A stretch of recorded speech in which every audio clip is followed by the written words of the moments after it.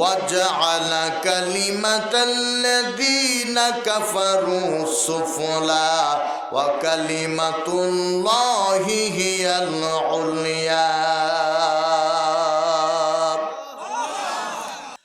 আল্লাহ রাব্বুল আলামিন বলেন, নবী গো, পৃথিবীর মানুষদেরকে জানিয়ে দাও, যত গাছপালা আছে এই গাছপালাকে যদি কলম বানাও, আর যত পানি আছে সব পানিকে যদি কালি বানাও, এরপরে আমার কালাম কোরআনুল কারীমের ব্যাখ্যা লেখা যদি শুরু করে দাও, বিশ্লেষণ লেখা যদি শুরু করে দাও, বৃক্ষরূপী গাছপালাও শেষ, পানিও শেষ, আল্লাহর কালাম কোরআনের ব্যাখ্যা লেখা তখনও বাকি থাকবে।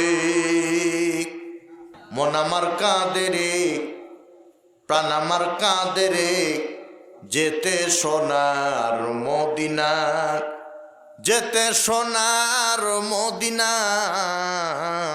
বলেন, মন আমার কাঁদে রে, প্রাণ আমার কাঁদে রে, যেতে সোনার মদিনা। কেউ চেনে না, কেউ জানে না, কেউ মানে না, কেউ বোঝে না। নবীজি করলেন পদচারণা, ইয়াসরিবের নাম হলো মদিনা, সেখানে কোরআনের সমাজ কায়েম করলেন, হয়ে গেল সোনার মদিনা। সেই সোনার নবীর আদর্শ বাদ দিয়ে আতি নেতা, পাতি নেতা, জাতি নেতা, ছাতি নেতার আদর্শের সংগ্রাম করলে পরে সোনার সমাজ কায়েম হবে না। সোনার সমাজ কায়েম করতে হলে সোনার নবীর আদর্শ বাস্তবায়ন করা লাগবে। ভালো করে খেয়াল করেন, চিনির বস্তাতে লবণ লেখে পিঁপড়াকে যেমন দমন করা যায় না, এক আল্লামাকে শহীদ করে কোরআনের তাফসীর মাহফিল বন্ধ করা যাবে না। হাজার আল্লামা বাংলাদেশে জন্ম নেবে, দুই হাত তুলে বলেন ঠিক কিনা?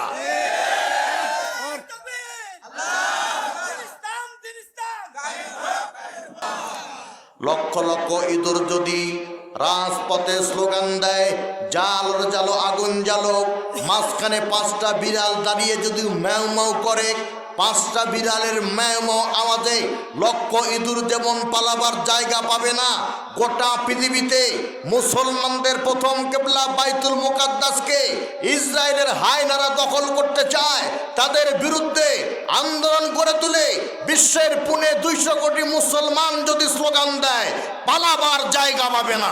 দুই হাত তুলে বলেন ঠিক কিনা? সত্য কথা বলতে গেলে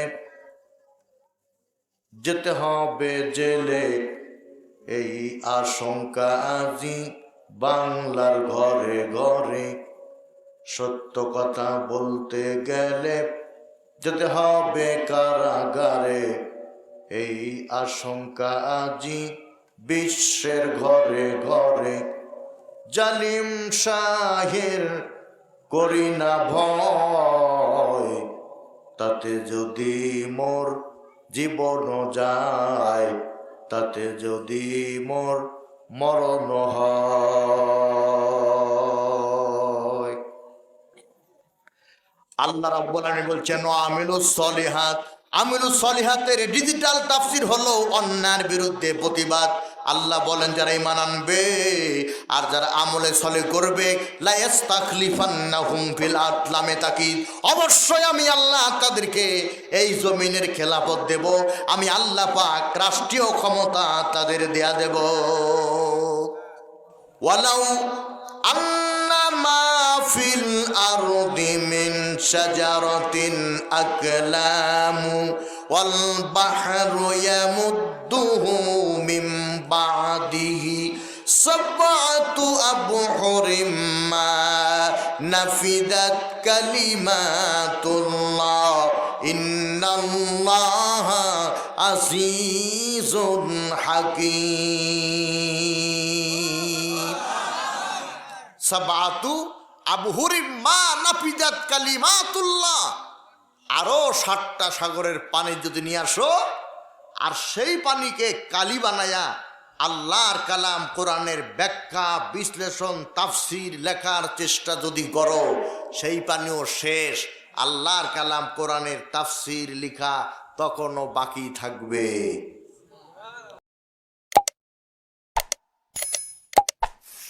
আপনাদের সামনে তেলাওয়াত করেছি সূরা আন-নূর। নূর মানে আলো। নূর মানে কি? যে জোরে করে বলবে নূর মানে আলো, আল্লাহ তার চরিত্র করে দিবে ভালো। নূর মানে কি? কোরআনের আলোক, নিজের দেহে জালক। সে সূরা আন-নূর থেকে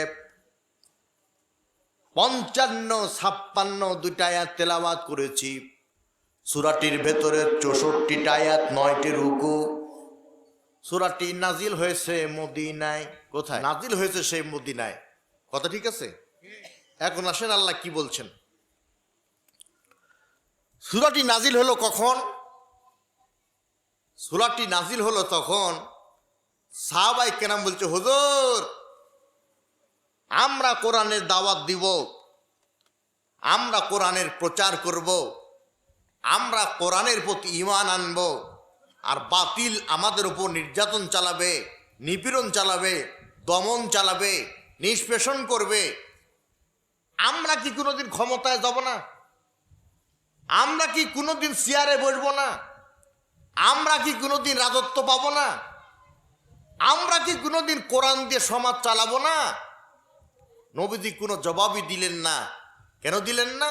মা ইয়ানতিকু আনিল হাওয়া।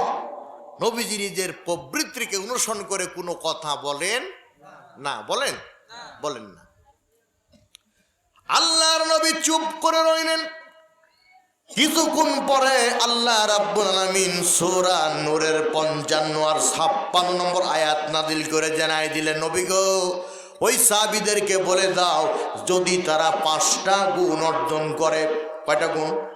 যদি তারা 5টা গুণ অর্জন করতে পারে, তাহলে আমি আল্লাহ এই রাষ্ট্রের খেলাফত, খলিফা, প্রতিনিধি অর্থাৎ আমি আল্লাহ তাদের ক্ষমতায় বসায়া দেব।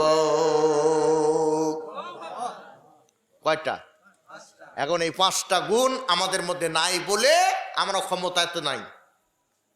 এখন এই 5টা গুণ যদি আমি বলি, চলে যাবেন কার? একটু হাত তুলেন। মাশাআল্লাহ, আমার খুব ভালো লাগতেছে। বহুদিন পর এসেছি চক্কানুতে, আমি বহুবার এসেছি ওই তাফসিরে। এই মাদ্রাসাতে বোধহয় একবার এসেছি, আর আমার এই ভাইয়ের মাদ্রাসা গায়হানাতে, ওখানে তো বোধহয় 3বার গেছি, মানে হ্যাট্রিক করেছি। আবারও আল্লাহ নিলে পরে 19 তারিখে আসবো। এখন আপনারা ইনশাল্লাহ, তাই না? এখন আপনারা বলেন, দুধে প্রোটিন আছে। কি আছে? দুধ খেলে প্রোটিন পাওয়া যাবে, তো যে খাবে সেই পাবে নাকি? এখন বলেন তো, তার পেটে গন্ডগোল, সে যদি প্রোটিনের আশায় দুধ খায়, পেটের গন্ডগোল কমবে না বাড়বে? যার পেটে গন্ডগোল, সে যদি দুধ খায়, প্রোটিনের পরিবর্তে ওর পেটের গন্ডগোল যেমনি বেড়ে যাবে।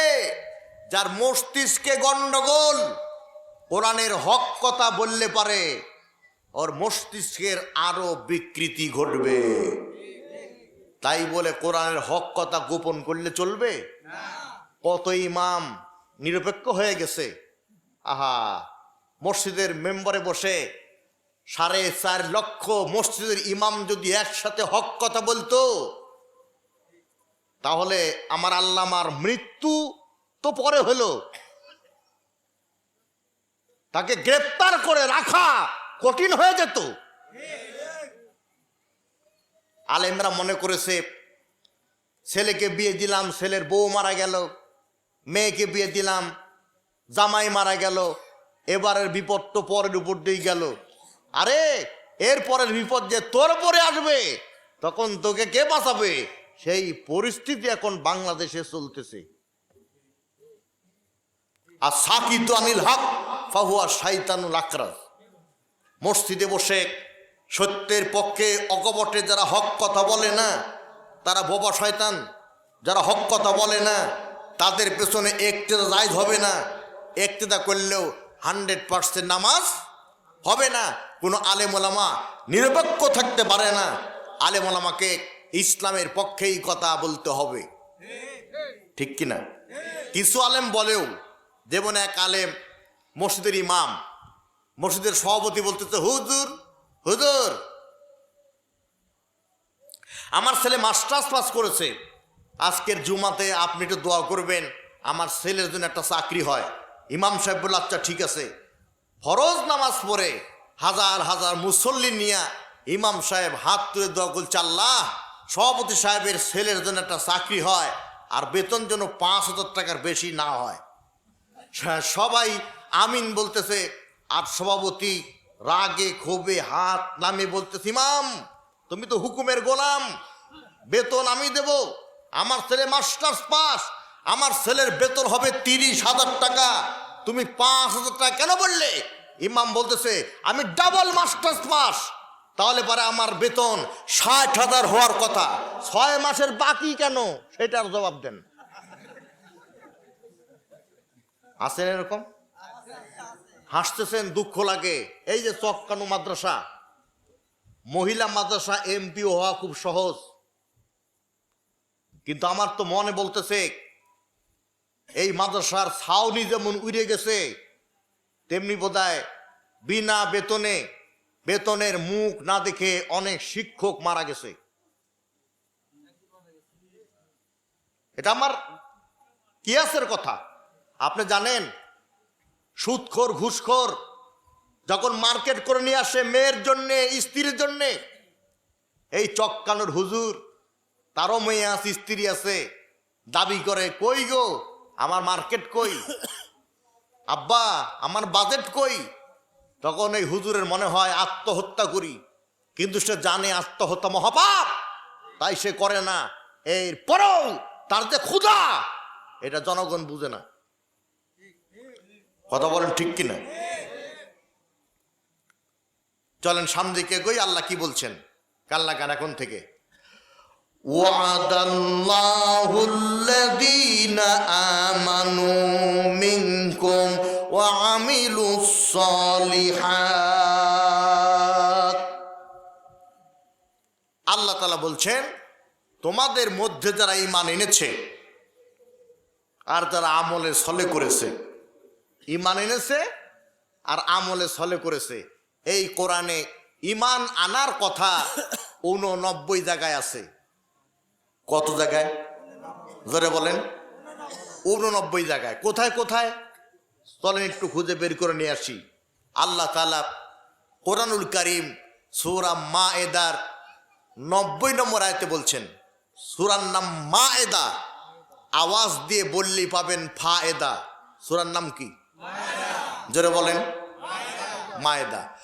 আল্লাহ রাব্বুল আলামিন বলেন, ইয়া আইয়ুহাল্লাযীনা আমানু ইন্নামাল খামরু ওয়াল মাইসিরু ওয়াল আনসাবু ওয়াল আযলাম রিজসুম মিন আমালিশ শাইতান ফাজতানিবুহু লাআল্লাকুম তুফলিহুন। এখানে ঈমান আনার কথা আছে না নাই? হ্যাঁ, ঈমানদারগণ নিশ্চয়ই মদ, নিশ্চয়ই মদ। এই মদ মানে আরবির মদ, টেনে টেনে পড়া। এই মদ মানে মাদক, এই মদ মানে নেশা। আপনি ওয়াজ শুনতেছেন, আপনার ছেলে কোন সংগঠন করে, আপনার ছেলে কোন বই পড়ে, আপনার ছেলে কার সাথে ঘুরে, আপনার ছেলে কখন বাড়ি ফেরে, ফ্রি টক টাইমে কোন মেয়েকে SMS দেয়, আপনি যদি খবর না রাখেন, হাজারো তাফসীর শোনার পরেও ওই ছেলের কারণে আপনাকে জাহান্নামে যাওয়া লাগবে। আজ থেকে 20 বছর আগে কুসুম্বা থেকে হুন্ডা নিয়ে আসতেছে একদল, দেলোয়াবাড়ি দাঁড়াবে।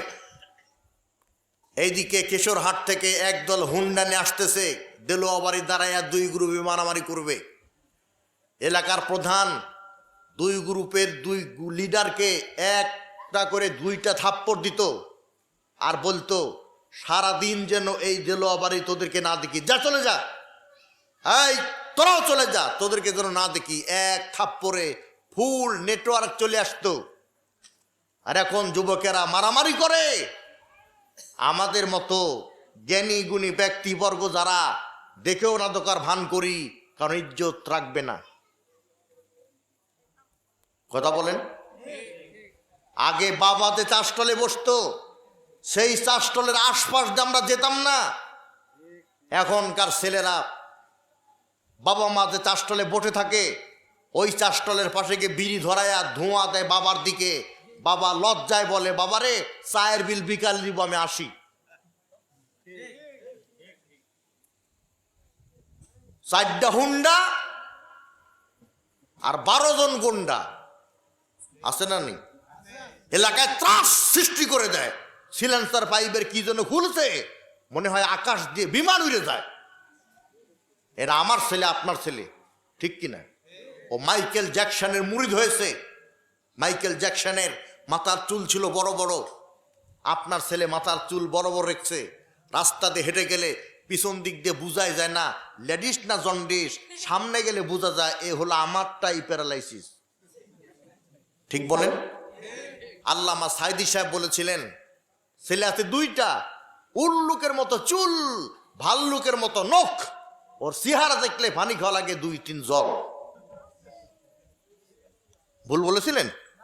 মেয়ে আছে 3টা। শনিবারে, রবিবারে, সোমবারে, মঙ্গলবারে, বুধবারে, বৃহস্পতিবারে, শুক্রবারে ছুটির দিনও কলেজ করে। আপনার তাকওয়া এত বেশি, একটা দিনের জন্য বললেন না মারে শুক্রবার ছুটির দিকে কিসের কোচিং, একটা দিনও বললেন আপনার এত তাকওয়া। কিন্তু আপনার মেয়ে শুক্রবারে ছুটির দিনে কোচিং এর নামে বট গাছের ছায়ায় বসে চাঁদকে সাক্ষী রেখে উইকেট ফেলতেছে। কথা বলেন। আহারে, এদের নির্বাচনটা গেল, এর নাম হলো ডামি নির্বাচন। নির্বাচন যদি ডামি নির্বাচন হয়, তাহলে সরকারও ডামি সরকার না দামি? কথা বুঝেন নাই? আহা, নেতা বসে আছে, কয়েকজন এসে বলতেছে, হ্যাঁ আপনার জন্য আমরা মিছিল করি, আপনার জন্য আমরা মিটিং করি, আপনার জন্য আমরা হরতাল করি, আপনার জন্য ভাঙচুর করি, আপনার জন্য নিরীহ মানুষকে ধরে আমরা হাত পা হাতুড়ি দিয়ে ভেঙে দেই, হামলা করি, মামলা করি। আর মনোনয়ন আমাদেরকে না দিয়ে আপনি দিলেন সাকিব আল হাসানকে, যে সাকিব আল হাসান ফরিদপুরের জনসভায় বলতেছে বিসমিল্লাহির রাহিম। শুনেন নাই? আমাকে না দিয়ে কেন দিলেন ওকে? নেতা তখন বলতেছে, তোমরা তো বুঝো না, তোমরা তো বুঝো না, আমরা তো আগেই বলেছি খেলা হবে। তো খেলা যদি হতে হয় একজন ক্রিকেটার তো লাগবে। আরে তোমরা বলো খেলা হবে, খেলা হবে, আমরা বলি খেলার জন্য প্রস্তুত, নিরপেক্ষ নির্দলীয় কেয়ারটেকার একজন রেফারি দিতে, দেখতে কয়টা গোল খেতে। 2 হাত তুলে বলেন ঠিক না বা ঠিক? আল্লামা বলে গেছেন সুবে সাদিক অসম্ভব। মনে আছে আপনাদের? আজকে তার বক্তব্য যেন মনে হচ্ছে এই মাত্র তিনি দিলেন। কথা বলেন। এরাই তো জাতির মুজাদ্দেদ, এরাই হলো সমাজ সংস্কারক, এরাই হলো আধ্যাত্মিক নেতা। আর আমার দেশের আধ্যাত্মিক নেতা হচ্ছে গিয়াসউদ্দিন তাহেরি। গান গাচ্ছে, আল্লাহ জন রাসূলকে দিয়া, আল্লাহ জন রাসূলকে দিয়া, আল্লাহ গেলেন খালি হইয়া, রাসূলের জন খাজা পাইয়া, রাসূলের জন খাজা পাইয়া, বৈশা আছে আজমিরে, কেউ ফেরে না খালি হাতে খাজা বাবা দরবারে।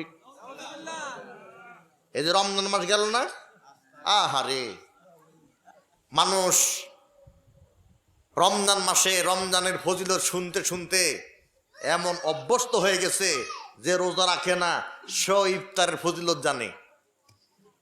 দুপুরবেলা ব্রাশ করে, বিকেলবেলা দাঁতন করে, সাইকেল চালায় খালি গায়ে দিয়ে, খালি গায়ে মনে হয় যে দুনিয়ার মধ্যে ওই একাই রোজা রাখছে। মাঝে মধ্যে আবার বলে হুজুর আজকের রোজাটা খুব করা যাচ্ছে, খুব কঠিন হয়ে পড়েছে। রোজা নাই, কিন্তু ইফতার মাহফিলের সামনে গিয়ে বসে গেছে। হুজুর বক্তব্য দিচ্ছে, মান সামা রমাদান ঈমানান ওয়া ইহতিসাবান গুফিরা লাহু মা তাকাদ্দামা মিন জানবি ওয়া তাআক্কারা। যে ব্যক্তি সওয়াবের আশায় আর আত্মসমালোচনার মাধ্যমে রোজা রাখে, আল্লাহ তার অতীত জীবনের গুনাহ মাফ করে দেন।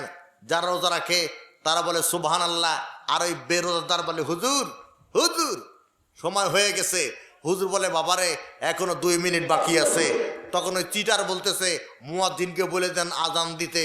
আজান দিতে দিতে 2 মিনিট হয়ে যাবে। এতে বোঝা যায় সে কি রোজা আছে। ডায়লগটা কি? পরে না নামাজ কালাম, পরে না নামাজ কালাম, গাজায় মারে দম, রাখে না রমজানে রোজা, ইফতার খাওয়ার জম। লম্বা না করি মুসলমান, আল্লাহ বলে নিশ্চয়ই মদ, এই মদ আল্লাহ একবারে হারাম করেন নাই, মদ হারাম করেছেন 3-4 বারে। মদ কেন হারাম করলেন? মদ এই জন্য হারাম করলেন, মদ খেলে মানুষের মস্তিষ্কের বিকৃতি ঘটে। কোনটা মা আর কোনটা বউ বোঝা যায় না। বাড়িতে গিয়ে বউকে মা ডাকে, মা ডেকেছে বউকে, বউ তখন বলতেছে মিনসা আমাকে তুমি মা ডাকলে আমি তোমার বউ, অসুবিধে নাই, কিন্তু আমার এত বড় ছেলের সামনে আমাকে কেন মা ডাকলে? তখন ও বলতেছে তুই কিছু মনে করিস না ভাই, মদ খাইলে মাথা ঠিক থাকে না। রাত যখন 12টা বাজে, মদ খায়, রাস্তাঘাটে লোক নাই, তখন গাছের সাথে ধাক্কা খায় আর মনে করে এই গাছটায় বোধহয় একটা মানুষ। তখন একটা গান গায়, দুনিয়াটা মজা নিল, দুনিয়াটা মারি হায়, দুনিয়াটা মজা নিল, দুনিয়াটা মারি হায়, দুনিয়াটা মারি হায়। গাছকে বলে ভাই সাইড দাও। আমি কখন সাইড দিয়েছি তুমি দাঁড়ায় আছো? মদ খেলে মানুষের এই ধরনের আচরণ হয় বলে আল্লাহ মদকে হারাম করেছেন। এরপরে আল্লাহ তাআলা বলছেন ইন্নামাল খামরু ওয়াল মাইসির, মাইসির মানে হলো জুয়া। 16 আছে 17 নাই, এই খেলার নাম কি ভাই? ও সব আল্লাহর ওলি মনে করতেছেন জীবনের প্রথম শুনলেন, আমি বুঝি না, মনোদাত করেন না। 16 আছে 17 নাই, এই খেলার নাম কি? লজ্জা নাই বলেন না, কি তাস খেলা না? এখন হাত তুলে দোয়া করতেছেন 16 আছে 17 নাই, আপনার দোয়া কবুল হয় নাই। লুঙ্গি বন্ধক রেখে গামছা পরে বাড়ি যায়। আজকে কোরআনের মাহফিলে বাধা, কোরআনের মাহফিলে ষড়যন্ত্র, কোরআনের তাফসীর কারকদের বিরুদ্ধে মামলা, অথচ মদের লাইসেন্স দেওয়া হচ্ছে রাষ্ট্রীয়ভাবে, জুয়া চলতেছে রাষ্ট্রীয়ভাবে। কথা বলেন ঠিক কিনা? এরপরে আনসব, আনসব মানে হলো মূর্তি। আল্লাহ নবী বলেন যারা মূর্তি তৈরি করে আর যারা মূর্তির তাজিম করে কেলাহুমা ফিন্নার, উভয় দলই হলো আল্লাহর জাহান্নামী। আজকে রাস্তার মোড়ে মোড়ে মূর্তি আছে না নাই? ইসলামী সরকার ক্ষমতায় গেলে মসজিদের সংখ্যা বেড়ে যায়, আর জালেমেরা ক্ষমতায় গেলে পারে মূর্তির সংখ্যা বেড়ে যায়। যে কোনো টাকা বের করে সামনে ধরবেন, যে কোনো টাকা বের করে সামনে ধরবেন, দেখবেন টাকার উপরে 4 লাইন লেখা আছে। প্রথম লাইন বড় অক্ষরে বাংলাদেশ ব্যাংক, দ্বিতীয় লাইন ছোট অক্ষরে লেখা আছে চাহিবা মাত্র ইহার বাহককে, তৃতীয় লাইন যত টাকা তত টাকা বড় অক্ষরে, চতুর্থ লাইন লেখা আছে দিতে বাধ্য থাকিবে। এতে প্রমাণ হয়ে গেল টাকার বাহক বাংলাদেশ ব্যাংক, বাংলাদেশ ব্যাংক চাইলে এই টাকা দিতে বাধ্য থাকিতে হইবে। একই কায়দায় ইমানদারের জীবনের বাহক আল্লাহ, আল্লাহর জমিনে আল্লাহর দিন কায়েমের জন্যে আল্লাহ যখন জীবন চাইবে ইমানদারকে জীবন দিতে বাধ্য থাকিতে হইবে। 1000 টাকার নোট নিয়ে দেলোয়া বাড়ি গেছেন বাজার করার জন্যে, দোকানদারকে বলেন দোকানদার আমাকে খেজুরের পরিবর্তে বড়ই দাও। বুঝেন নাই? আমার দেশের প্রধানমন্ত্রী বলতেছে ইফতারে খেজুর না খেয়ে বড়ই খাও। এই কথা আবার ইনুর সহ্য হয় নাই, ইনু ফেল করেছে, ইনু ও বলতেছে তুই খেজুর খাবি আর আমি বড়ই খাবো, তা হবে না। খেপছে, হেরে গেছে যে। আমরা জানতাম তো তোর মেম্বার হওয়ার ক্ষমতা নাই, তা প্রমাণ হয়ে গেছে, ঠিক কিনা? মমতাজ আব্বা বলতেছে নির্বাচনের আগে 7 তারিখে যারা ফেল করবে রে, 8 তারিখে তাদেরকে মিষ্টি খাওয়ামু। আপা এখন নিজেই ফেল করেছে, তোর মিষ্টি তুই গা। আমি কি একটা কথা মানাই বলতেছি? 1000 টাকা নিয়ে গেছেন দিলোয়াবাড়ি বাজারে। দোকানদার আমাকে 2 কেজি বড়ই দাও, বাকি টাকা ফেরত দাও। দোকানদার টাকাটা হাত এনে দেখতেছে, টাকার একদিকে লেখা আছে আর একদিকে লেখা নাই, একদিকে ছাপ আছে আর একদিকে ছাপ নাই। এই টাকাকে নাটোরে জাল টাকা বলে। এই টাকা কি মান্দা নওগাঁয় চলে? কি টাকা বলে? তাহলে ভালো করে বুঝে নেন, মগজ দিয়ে বুঝে নেন। টাকার একদিকে লেখা আছে আর একদিকে লেখা নাই, একদিকে ছাপ আছে আর একদিকে ছাপ নাই। তাই টাকা যদি জাল টাকা হয়, মুসলমান দাবি করো, কোরআনের নরম মানো, গরম মানো না। কোরআনের একদিকে মানো আর একদিকে মানো না, তুমিও টাকার মতো জাল মুসলমান। আরো ভালো করে বুঝে নেন, জাল টাকা দিয়ে সদাই করতে গিয়ে ধরা খেলে ধোলাই আসে না নাই? এ ধোলাইয়ের নাম কি ভাই? এই তো জাল টাকা দিয়ে সদাই করতে গিয়ে যেমন গণধোলাই খাওয়া লাগে, আল্লাহর কালাম কোরআনের বিকৃতি করলে পরে, আল্লাহর কালাম কোরআন মোতাবেক জীবন যাপন না করলে কবরে গেলে মুনকার নাকির হাতে ধলাই খাওয়া লাগবে। যারা মূর্তি তৈরি করে এদের আযাব কবরে সবচেয়ে বেশি হবে। যারা ফটোগ্রাফার তারা আর মাজারের খাদেম, এদের আযাব সবচেয়ে বেশি হবে। এরা সমাজের সবচেয়ে নিকৃষ্ট লোক। কথা ঠিক আছে?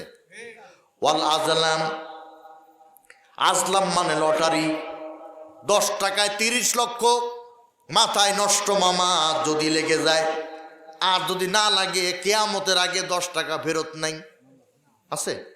এই জন্য আল্লাহ বলছেন ইমানদারেরা, নিশ্চয়ই মদ, নিশ্চয়ই জুয়া, নিশ্চয়ই মূর্তি আর লটারি, এগুলি শয়তান বর্বরচিত নোংরামি কাজ। ফাজদানি বহু, যদি এগুলো থেকে দূরে থাকতে পারো, আশা করা যায় তোমরা সবল কাম হয়ে যাবে। কথাটা আমার না আল্লাহর। এরপর আল্লাহ পাক সূরা আল ইমরানের 102 নম্বর আয়াতে বলছেন, ইয়া আইয়ুহাল্লাযীনা আমানু তাকুল্লাহা হাক্কা তুকাতি ওয়া লা তামুতুন্না ইল্লা ওয়া আনতুম মুসলিমুন। আরো জোরে বলেন। আল্লাহ বলেন ইমানদারেরা আল্লাহকে ভয় করো। ভয় করার মতো ভয় করলে হবে না, ভয় করার মতো ভয় করা লাগবে। মসজিদে যে আল্লাহরে ভয় করো, মসজিদের বাইরে সে আল্লাহরে ভয় করো, বাজারে যে আল্লাহরে ভয় করো, মাজারে সে আল্লাহরে ভয় করো, দরগায় যে আল্লাহরে ভয় করো, দুর্গায় সে আল্লাহরে ভয় করো, অর্থনীতিতে, সংস্কৃতিতে, রাজনীতিতে সে আল্লাহকে ভয় করো। খালি দেশ চালাবার জন্যে, দেশ চালাবার ক্ষেত্রে আল্লাহকে ভয় না করলেও চলবে নাকি? সেখানে আল্লাহর ভয় লাগবে? সেখানে কি আল্লাহর ভয় আছে? জোরে বলেন। সুতরাং যারা তাকওয়াবান, যারা খোদা ভীতি অর্জন করেছে, আগামীতে তাদেরকে ক্ষমতায় দেখতে চান কারা? তুই হাত তুলে আল্লাহকে দেখায় দেন।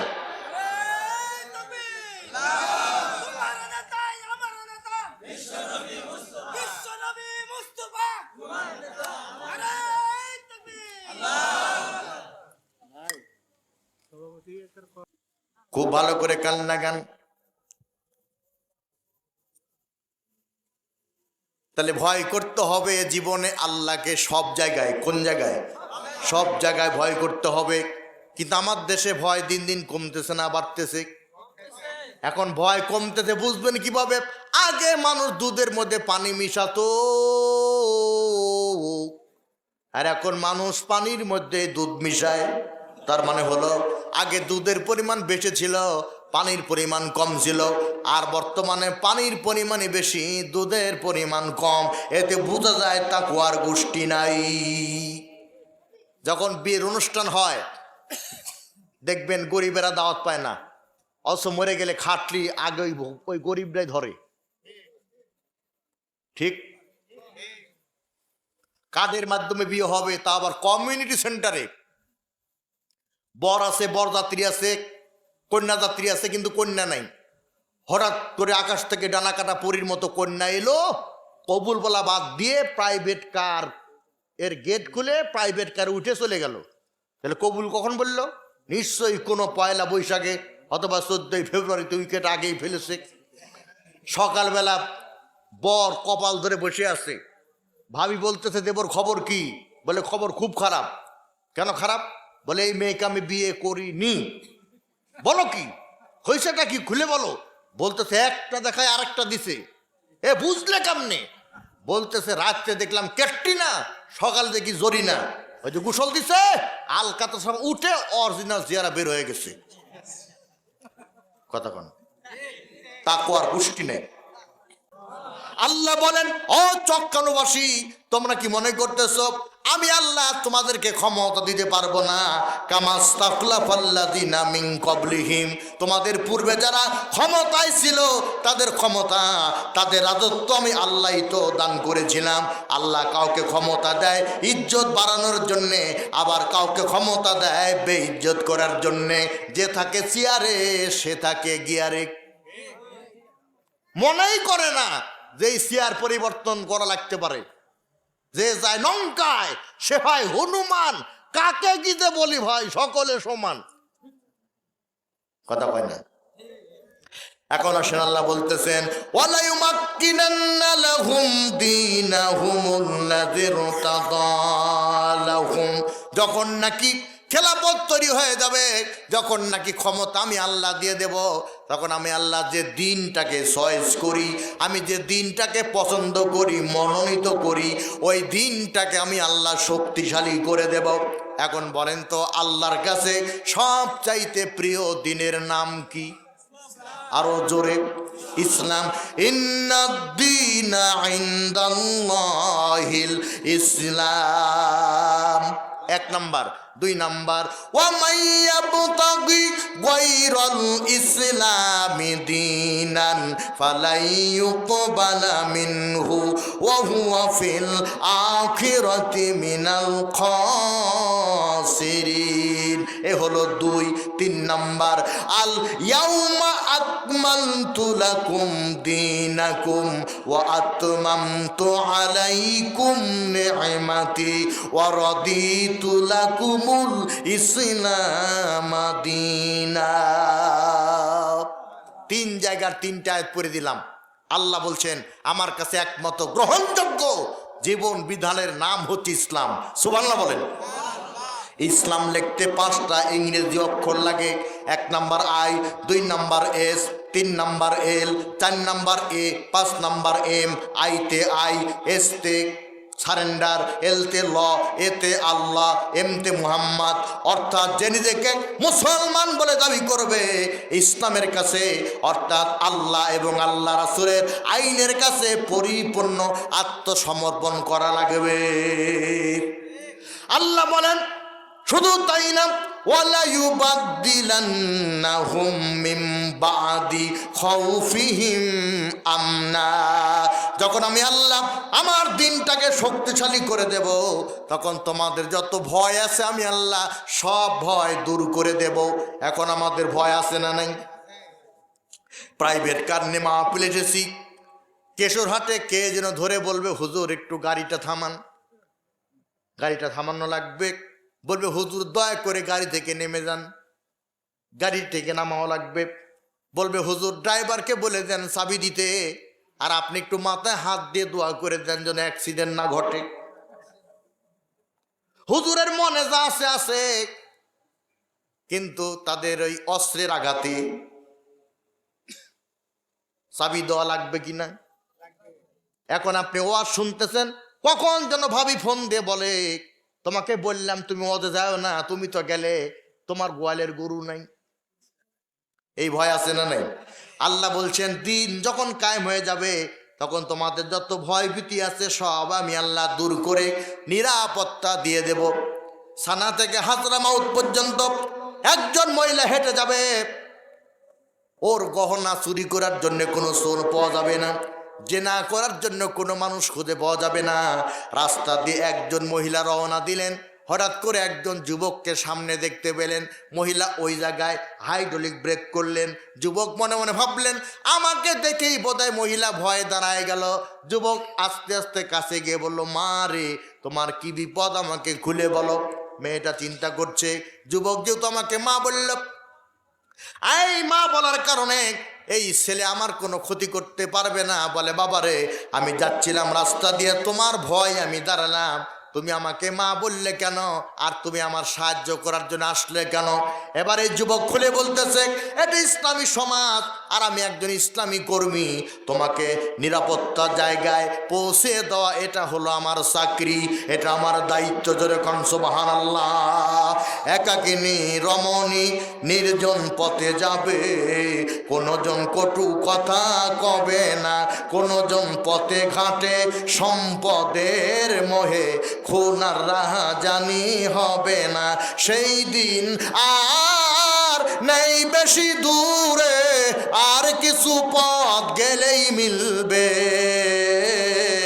সেদিন সবাই আল্লাহর আইন পেয়ে দুঃখ বেদনা ভুলবে। দুই হাত তুলে বলেন কথা ঠিক না বা ঠিক? আমরা সেই দিনের স্বপ্ন দেখতেছি, ঠিক আছে না নাই? এখন আসেন, কাজ করা লাগবে কয়টা? কয়টা? এই 5টা কাজ বলে দেই। 1 নাম্বার, ইয়াবুদুনানি, দাসত্ব, ইবাদত, গোলামি, মস্তক অবনত করতে হবে একমাত্র আল্লাহর কাছে। কার কাছে? তাহলে মাঝে মধ্যে আবার কেন বলেন কেউ ফেরে না খালি হাতে খাজা বাবার দরবারেতে, বলেন অনেকে? তাহলে জীবনে ক্ষমতা পাবো? আপনি জানেন না, আজারি সাহেব চুয়াডাঙ্গায় মাহফিল করেছিল, ওই মাহফিলে প্রায় 10 লক্ষ লোক হয়েছিল। এটা দেখে মাজার পূজারীরা সহ্য করতে পারে নাই, তাই তারা সরকারকে ভুলভাল বুঝিয়ে আমাদের কলিজার টুকরা হৃদয়ের মণি মিজান রহমান আজারিকে দেশছাড়া করেছে। বিজয় বেশে বাংলাদেশে মুস্কি হেসে আজারি আসবে ইনশাল্লাহ, সেই দিন অপেক্ষা করতেছি আমরা, ঠিক কিনা ধরে বলেন? মনে রাখবেন, এদেশ ইসলাম কায়েম হলে পরে ইঁদুর পালাবার জায়গা পাবে, ভণ্ডদেরকে পালাবার জন্য জায়গা দেওয়া হবে না, হবে না। তাহলে 1 নাম্বার গোলামি চলবে কার? আচ্ছা, এখন এই গোলামি খালি নামাজে? আহারে, কান লাগান আমার দিকে। ইন্নাস সালাতা কানাত আলাল মুমিনিনা কিতাবাম মাওকুতা। আল্লাহ বলছেন নিশ্চয় নামাজটাকে সময়ের সাথে সামঞ্জস্য রেখে আমি আল্লাহ ফরজ করেছি। ফজরের নামাজ জোরে পড়লে হবে না, জোহরের নামাজ আসরে পড়লে হবে না, আসরের নামাজ মাগরিবে পড়লে হবে না, মাগরিবে নামাজ এশায় পড়লে হবে না। তেমনি 9টায় চাকরি তোমার, 11টায় গিয়া হাজিরা খাতায় সই করলে বেতন হালাল হবে না। ইন্নাস সালাতা তানহা আনিল ফাহশাই ওয়াল মুনকার ওয়ালা যিকরুল্লাহি আকবার। নিশ্চয়ই নামাজ মানুষকে অনাচার, কদাচার, পাপাচার, ব্যভিচার থেকে বিরত রাখে, আর আল্লাহকে স্মরণ করার সব চাইতে বড় মাধ্যম হলো সালাত। ও মুমিন জান্নাতবাসী, ও মুমিন জান্নাতবাসী কই রইলা রে, এসো এসো নামাজ পড়ি সকলে, এসো এসো। লক্ষণ তো ভালো না, অনেকে এশার নামাজ পড়েন নাই, নিয়াত করতেন ফজরও পড়বো না, তাহলে তো দিন কায়েম হবে না। আমি এক লাইন বলে ছেড়ে দেব, বাকি লাইন আপনারা বলবেন। ও মুমিন জান্নাতবাসী, ও মুমিন জান্নাতবাসী কই রইলা রে, এসো এসো নামাজ পড়ি সকলে, এসো এসো। আল্লাহ তৌফিক দান করুন, জোরে বলেন আমিন। এরপরে 2 নাম্বার, লা ইউশরিকুনা বি শাইআ, আল্লাহর ইবাদতের ক্ষেত্রে আর কাউকে শরীক করা যাবে না। যাবে নাকি? একটা উদাহরণ দিলে বুঝতে পারবেন। 2 ঘন্টার ওয়াজ একটা উদাহরণে হয়ে যাবে। আপনি চোখ কান থেকে গেছেন দোলোয়াবাড়ি বাজারে, বউ ফোন করে বলতেছে, আপনি রিসিভ করে বলতেছেন হ্যালো, সালাম কালাম যে কোথায় গেল, সব স্টার জলসা আর জি বাংলার বরকতে। দেশের 12টা বাজাইল রে মোবাইল ফোনে, দেশের 12টা বাজাইল রে হিন্দি ফিল্মে। রাত্রে বিদ্যুৎ ছিল না, স্টার জলসার মেগা সিরিয়াল ভাবি দেখতে পারে নাই, সকালে কাজা ঠিকিয়া দেয় করে, সারা জীবন নামাজ পড়ে নাই, নামাজের ধারে কাছে নাই, নাম রাখছে রাবেয়া বসরি। এটা বাস্তব কথা বলি। 1 মাসের ক্ষুধার্ত বাঘ একটা হরিণ শিকার করেছে। ওই বাঘের কাছ থেকে হরিণকে ছিনিয়ে নেওয়া সম্ভব, কিন্তু ভারতের মেগা সিরিয়াল দেখার জন্যে রিমোট যে ভাবির হাতে উঠেছে, ওইটা কেড়ে নিতে গেলে তালাক হয়ে যাবে।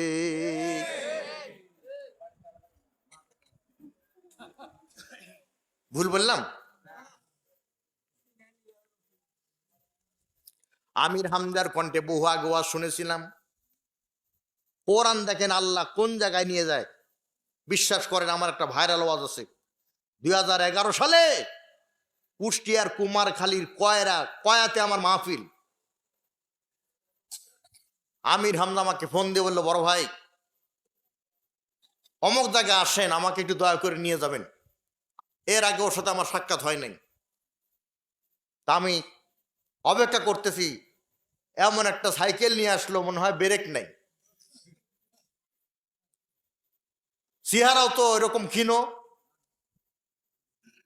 ভাঙ্গাচুর একটা মানুষ। যাই হোক, তাকে পাইকে নিয়ে গেলাম, ওয়াজ শুনলাম। তখন সে ওয়াজ করলো বৌদুর সাহেবের কণ্ঠে। আমার আব্বা ছিল সাথে। আমার আব্বা বললো, এই ছেলে একটা বড় বক্তা হবে। সময়ের ব্যবধানে ওর অনেক জনপ্রিয়তা, আর নবীর সুন্নাত কায়েম করার কারণে সকাল 10টা একটা মাহফিল, বাদ জোহর একটা মাহফিল, বাদ আসর একটা মাহফিল, বাদ এসা একটা মাহফিল, রাত 10টা একটা মাহফিল। আল্লাহ বরকত ঢেলে দিয়েছেন, ঠিক কিনা বলেন? কিসের কারণে? কোরআনের কারণে, নবীর সুন্নাত আদায় করার কারণে। কথা বলেন ঠিক না বেটি? গেছেন দেলোয়াবাড়ি বাজারে, ভাবি ফোন করে বলতেছে, শোনো তোমার কাছে নারকেল পেকে হয়েছে ঝুনা, তোমাকে আবার পিঠে তৈরি করে না খাওয়ালে হবে আমার গুনাহ। তো ½ কেজি দুধ নিয়ে আসবে। আপনি বললেন ঠিক আছে, ফোনটা রাখো, আমি নিয়ে আসবো। কারণ ফোন ধরলেও টাকা আপনার কাটে, ফোন দিলেও আপনার কাটে। মানে বুঝছেন? মানে ভাবির ফোনের ফ্ল্যাগ যে আপনি দিয়েছেন, আর আপনারটা তো আপনি নিজেই দিয়েছেন, তাহলে ধরলেও কাটে, আবার দিলেও কাটে। বুঝেন না? ফ্যাঁত ফ্যাঁত, এদিকেও কাটে, ওদিকেও কাটে, যেতেও কাটে, আসতেও কাটে। একটু পরে ভাবি আবারও ফোন করে বলছে, হ্যালো, বলো। বলতে যে শোনো, সারাদিন মাইকিং হয়ে গেছে, বিদ্যুৎ থাকবে না, যদি ½ কেজি কেরোসিনের তেল না আনো তাহলে বাতি জ্বলবে না। ঠিক আছে, আনা হবে। কিছুক্ষণ পরে ভাবি আবার ফোন করে বলতেছে, মাথায় শ্যাম্পু করেছিলাম, চুলগুলি খড়খড় করতেছে, 1 পোয়া নারিকেলের তেল নিয়ে আসো। এখন আপনি করলেন কি? মুদিখানার দোকানে গেলেন, দোকানদারকে বললেন, দোকানদার আমাকে একটা পলিথিন দাও। ওই পলিথিন নিয়ে দুধ বাজারে গেলেন, ½ কেজি দুধ নিলেন। চিন্তা করলেন, আহারে বাড়িওয়ালি বলেছিল ½ কেজি নারিকেলের তেল নিতে, ½ কেজি কেরোসিনের তেল নিতে, এই পলিথিনে তো আরও জায়গা আছে, আমি আলাদা টাকা দিয়ে আবার পলিথিন কিনবো কেন, এই পলিথিনেই নেব। আপনি করলেন কি? ½ কেজি কেরোসিনের তেল ওই পলিথিনে নিলেন, 1 পোয়া নারিকেলের তেল ওই পলিথিনে নিলেন, ভাবির হাতে দিলেন। ভাবি খুশি হবে না বেজার হবে? কেন বেজার হবে? যা বলেছেন সবই এনেছেন, বেজার হবে কেন? বেজার এই জন্য হবে, কোনোটাই কোনো কাজে লাগবে না। তাই ভাবি পলিথিনটা ছেড়ে দিবে, পলিথিনটা ছিঁড়ে গড় গড় করে ঘুরে যাবে। তাহলে পরে আপনার ইবাদতের প্লেটে নামাজ আছে, জাকাত আছে, হজ আছে, দান আছে, খয়রাত আছে, আবার ওই ইবাদতের প্যাকেটে শিরিকও আছে। ওই শিরিক যুক্ত ইবাদতের প্যাকেট আল্লাহর হাতে দিলে আল্লাহও ছেড়ে দিবে, ছিঁড়ে গিয়ে গড় গড় করে আল্লাহ আপনারা জাহান্নামে দিয়া দেবে। এই জন্য লা ইউশরিকুনা বি শাইআ, আল্লাহর ইবাদতের ক্ষেত্রে শিরিক চলবে। ইয়া বুনাইয়া লা তুশরিক বিল্লাহ ইন্নাশ শিরকা লাযুলমুন আযীম। হে ছেলে, শিরিক করবা না, মনে রাখবা শিরিক করা মানে হলো আল্লাহর সাথে সবচাইতে জুলুম করা, বড় জুলুম করা। ঠিক কিনা জোরে বলেন? আল্লাহ বলেন ইন্নাহু মাইয়ুশরিক বিল্লাহি ফাকাদ হারামাল্লাহু আলাইহিল জান্নাহ ওয়া মাওয়াহুন নার ওয়া মা লিয-যালিমিনা মিন আনসার।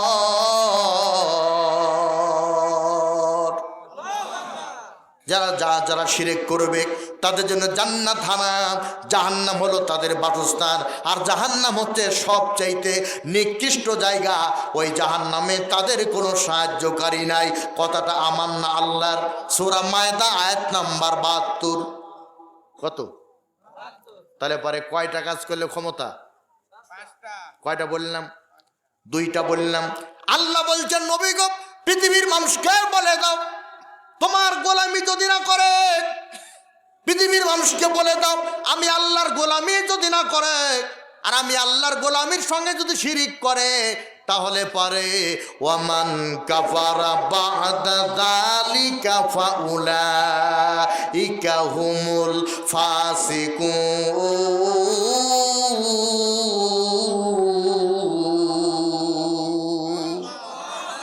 এত কথা বলার পরে আল্লাহ পাক বললেন এরা হলো ফাসিক। এরা কি? ফাসিক। বাকি আরো 3টা কাজের কথা আছে, ওইটা বলতে গেলে আপনারা দৌড় মারবেন। একটু বসে থাকেন, আমার কাছে অনেক সিরকুট এসেছে, আমি একটু বলার চেষ্টা করি। শোনেন, একটা কথা শোনেন। আজ থেকে কয়েক বছর আগে প্রচণ্ড শীত, ওয়াজ করে ওই বাড়িতেই ছিলাম। আমার নিয়ত ছিল যে ওই বাড়িওয়ালারই সকালে নাস্তা করে বিদায় হব, পকেটেরটা খরচ করে হোটেলে খাবো না। বুঝেন নাই? এখন প্রচণ্ড শীতের ভেতরে মুখ চোখ নাক বেঁধে হুন্ডা নিয়ে আসতেছি, দেখি এক মৌলভী মসজিদের জন্য আদায় করতেছে। দানকারীর পিতামাতা আল্লাহ, দানকারীর পিতামাতা আল্লাহ দুঃখে রাইখো কবরে, সুতার টুপি পরাইয়া উঠায় নাটোরে। কি বুঝলেন? মুখটা আমি খুলে ফেললাম, আমাকে চিনতে পেরেছে, বলে হুজুর আপনি। আমি বললাম মাহফিল করে আসলাম, এটা দোয়া না বদদোয়া? বলতে তো হুজুর দুঃখের কথা কি বলবো, শীতের মধ্যে 40 টাকা কমিশনে আদায় করি মসজিদের জন্যে, অথচ এত টাকা বের করে 2 টাকা দেয় মসজিদে, যে টাকা দেয় সুতার টুপি হয় না, নূরের টুপি হয় কি করে? এজন্য বদদোয়া করে দিয়েছি, আল্লাহ তারে সুতার টুপি উঠাইয়া হাসরে উঠাবার আগে যশোরে তুলুক। আদায় করা ভাইজান খুব কঠিন। বলবেন কেমন কঠিন? 30শে জানুয়ারি পাবনাতে আমার মাহফিল, দেখি সামনে বিশাল একটা মিছিল। ড্রাইভারকে বললাম গাড়ি স্লো করো, গাড়ি আবার ভেঙে দিতেও পারে। আমি বললাম এক সাইড দিয়ে স্লো করে যাও। নরসিংদী মাহফিল করে আমি ঢুকেছি আপনার শাহজাদপুর হয়ে পাবনার দিকে, এক সাইড দিয়ে যাচ্ছি, দেখতেছি মিছিল চলতেছে, গাজর, আরো জোরে গাজর। তখন চিন্তা করলাম নিশ্চয়ই কোনো প্রার্থীর একটা মিছিল চলতেছে। পরে খবর নিয়ে দেখলাম 30 তারিখে পাবনার পৌরসভার ভোট হয়েছে, গাজর মার্কা জিতে গেছে। খবর নিয়ে দেখি সেটা আমাদেরই লোক। তাও শোনা বলবেন না, বুঝতে পারেননি? আমাদেরই লোক। মাহফিলে চলে গেলাম, ওয়াজ করতেছি, ওয়াজ কেবল সারতেছে। এমত অবস্থায় ক্যাশিয়ার সিরকুট দিয়ে বলছে হুজুর একটু আদায় করেন। আদায় করতেছি, আবার ওয়াজ শুরু করেছি।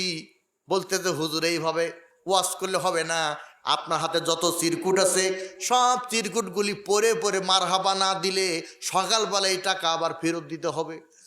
বেকায়দায় পড়ে গেলাম, একটা করে চিরকুট পরি আর মারহাবা দেই, একটা করে চিরকুট পরি আর মারহাবা দেই। হঠাৎ করে দেখি একটা চিরকুট আমার নামে, রুহুল আমিন 20 বস্তা সিমেন্ট। আমি তো গলা ঝাঁকি দিয়ে বললাম, আমার মিতা 20 বস্তা সিমেন্ট, জোরে বলেন মারহাবা। সবাই মারহাবা বলল। ওয়াজ করে বাড়ি এলাম, ফোনটা কেবল খুলেছি, অমনি ক্যাশিয়ার ফোন করে বলছে, হুজুর ওই যে 20 বস্তা সিমেন্ট দান করেছেন গতকাল মাহফিল, ওইটা কখন দিবেন? আমি বললাম, আমি আমার যোগ্য নানার নাতি, জীবনে আমার নানা যে ভুল করেনি আমি নাতি সেই ভুল করিনি, আমি তো সিমেন্ট দেইনি। কোন সিটার আমার নাম দিয়া মোবাইল নাম্বার আবার নিচে দিয়ে দিছে। এত কঠিন আদায় করা। এই জন্যে মোহাম্মদ মোবারক মেম্বার আমার ভাই চক কানু থেকে 1500 টাকা নগদ, মনের মধ্যে কোনো কোনো গলদ, গোয়াল ভর্তি দিয়ে দিও বলদ। মেয়ে মানুষ সব সহ্য করতে পারে, দুইটা জিনিস পারে না, 1 নাম্বার সতীন, 2 নাম্বার ননদ। এটা গল্প করি, তাকান আমার দিকে। স্ত্রী বলতেছে, ওগো আগামী শুক্রবারে আমার মা আসবে আমার বাড়িতে। আপনি বললেন ঠিক আছে অসুবিধা নেই। বলতেছে মা একা আসবে না, আমার আব্বাও আসবে, সমস্যা নেই। বলতেছে সমস্যা হলো আমার মা পোলট্রি শরীফ খায় না। ই শরীফ, পোলট্রি শরীফ খায় না, আমার মা খায় শিং মাছ। ঠিক আছে আনা হবে। বলে আমার বাবা গরুর গোস্ত খায় না, খায় কবুতর। ঠিক আছে আনা হবে। আপনি শিং মাছ নিয়ে আসলেন, আপনি কবুতর নিয়ে এসে শ্বশুর শাশুড়ি খাওয়াই দিলেন। 7 দিন পরে বলতেছেন, ওগো আমার এই যে চক কানুতে গরিব বোন আছে, ওই বোনটা আমার বাড়ি বেড়াতে আসবে। বলা মাত্র স্ত্রী হপ, মনে হয় স্ট্রোক করেছে। আপনি যখন ব্যাগ নিয়ে বাজারে গেছেন বোনের জন্য বাজার করতে, এরই ফাঁকে আপনার স্ত্রী আপনার বোনকে বলতেছে, তোমার ভাইয়ের আজ থেকে 4টা মাস হলো বেতন বন্ধ, কি অবস্থায় সংসার চালাই আমি জানি আর আমার আল্লাহ জানে। কতক্ষণ ননদ সহ্য করতে পারে না। চক কানুর এই গরিব বোনকে আপনি গোপনে দান করবেন, বাড়িতে গিয়ে বউকে মিথ্যা কথা বলবেন, যত গুনাহ হয় আমার হবে। কথা ঠিক আছে না নাই? এই যে আলেয়া স্বামী হলো আবুল কালাম, চক কানু 10 কেজি ধান দিও না বান রেখো বান্দার মান। মোহাম্মদ আব্দুল সবুর 40 কেজি ধান 40 কেজি, ইমান করে তো তেজি হয় না যেন লেজি, তুমি যখন হবে কাজী হয়ে যাও তার উপরে রাজি। জোরে বলেন আমিন। এরপরে দান করেছে মোসাম্মদ সালেহা। এই যে আমার আব্দুল কাইম বলে না মহিলারা বেশি দান করে, এদিকে আসতেছে। সালেহা 500 টাকা, দুনিয়ার কোনো ঠেকা, পকেটে কোনো ফাঁকা, মৃত্যুর পরে কবর থাকবে একা, নবীর সঙ্গে করাই তো দেখা। জোরে বলেন আমিন। এই যে মোসাম্মদ হালিমা নগদ 500 করছে দান, আল্লাহ তুমি তারে বানাইও পূর্ণাঙ্গ মুসলমান। আঞ্জুয়ারা বিবি 500 টাকা দান করছে, আঞ্জুয়ারা বিবি, দুনিয়ায় যেন খালি দেখে না টিভি। জোরে বলেন আমিন। এরপরে হায়দার 20 কেজি ধান, আলামিন 1000 টাকা বাকি, 13 জন ফাঁকি, আমল নামে লিখে দো নেকি। শরীফউদ্দিন 20 কেজি ধান, আল্লাহ মৃত শহীদা আয় আল্লাহ তার রুহের মাগফিরাতের জন্য স্বামী 1টা বড় সিমেন্ট দান করছে পরি মাটি, ইমান করে দাও খাটি, জান্নাতে বিছাই দিও পাটি, দিও আঙ্গুরের বাটি, স্বামী স্ত্রী খায় যেন ফাটা ফাটি। ধরে বলেন আমিন। সাফি নামে ভাই আমার 10 কেজি ধান, আলী হাসান ভাই আমার 10 কেজি ধান, আলেয়া 20 কেজি ধান। এরপরে দান করেছে আল্লাহ তোমার বান্দা আজাদ 10 কেজি ধান, আল্লাহ জাহান্নাম থেকে করে দো আজাদ। আল মামুন ভাই আমার 1 বস্তা সিমেন্ট, দুনিয়া এবার তো ডিমেন্ট, পরে যেন পেমেন্ট। বলেন আমিন। শিরিনা দোয়া না করলে তো পারি না, 20 কেজি ধান বাকি, আল্লাহ তাআলা মেহেরবানি করে আমল নামায় নিয়ে দিও নেকি। আলহাজ সিয়াদ আলম, আল্লাহ পিতা মৃত্যু রহিম বক চক্কান থেকে 20 কেজি ধান, আজাদ আলী 10 কেজি ধান, আরেকজন 500 টাকা, আরেকজন 500 টাকা, আরেকজন 500 টাকা দান করেছে। মোজাম মেম্বার 500 টাকা আল্লাহ দান করেছে, কবুল করে নাও। এরপরে শহীদা বিবি 100 টাকা, বাকি 500 টাকা আল্লাহ কবুল করে নাও। রনি আল্লাহ দান করেছে 100 টাকা নগদ আল্লাহ কবুল করো, রোকেয়া 500 টাকা বাকি আল্লাহ কবুল করো, নাজমা 100 টাকা বাকি আল্লাহ মঞ্জুর করে নাও, আর একজন 120 টাকা দিয়ে আল্লাহ মঞ্জুর করো। জোরে বলেন আমিন, জোরে বলেন আমিন। আমার ভাইরা, এখানে কি নোয়াখালী লোক আছেন নাকি? আব্দুস সালাম মুরগি পোল্ট্রি মুরগি ব্যবসা করে বেলাবাড়ি কালীগ্রাম বাড়ি। দেলোয়া বাড়ি ব্যবসা করে পোল্ট্রি মুরগির। 3000 টাকা কি মুরগি? পোল্ট্রি মুরগি। পোল্ট্রি মুরগি। বাড়ি হলো তার কালিকাপুর, কালীগ্রাম। ও কালীগ্রাম। আমি গেছি না ভাই, ওখানে গেছি না আমি, হ্যাঁ গেছেন। কয়েকবার গেছি। 3000 টাকা খুব কায়দা করে দিছে, কারণ জানেই যে ওই সভাপতির মতো হুজুর ধরবে, কিন্তু উনি আছে কি, খাবার দিয়েছে। ও খাবার গেছে না, ওনাকে বলে দিন 3000 টাকা নগদ, আর হুজুর বলছে বাকি 2000 পরে